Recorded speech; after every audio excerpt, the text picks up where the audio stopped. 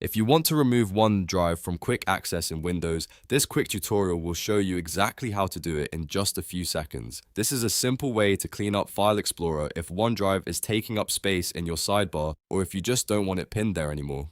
And before we get started, if this video helps you out, make sure to hit the like button and subscribe for more easy Windows tutorials just like this. Alright, let's jump in. First, open File Explorer on your Windows computer. You can do this by clicking the folder icon on your taskbar, or by pressing Windows and E on your keyboard. Once File Explorer opens, look over to the left-hand sidebar where you'll see Quick Access and other pinned folders. Now find OneDrive in that left sidebar or inside the Quick Access section. Depending on your setup, it may appear as a pinned shortcut there. Right-click on OneDrive to open the Options menu. In that menu, look for the option that says Remove from Quick Access or Unpin from Quick Access. Click that option and Windows will instantly remove the OneDrive shortcut from Quick Access. Don't worry, this does not delete OneDrive from your computer and it does not uninstall the app.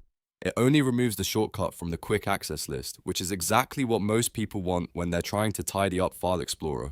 If OneDrive still appears elsewhere in File Explorer, that is completely normal. This method only removes it from Quick Access, so your files and folders remain available through OneDrive if you still need them. If you ever want it back later, you can pin it again manually, and that's all there is to it. A fast and easy way to remove OneDrive from Quick Access and make File Explorer look a little cleaner. If this helped, please give the video a like, subscribe to the channel, and turn on notifications so you don't miss the next simple Windows fix. Thanks for watching, and I'll see you in the next one.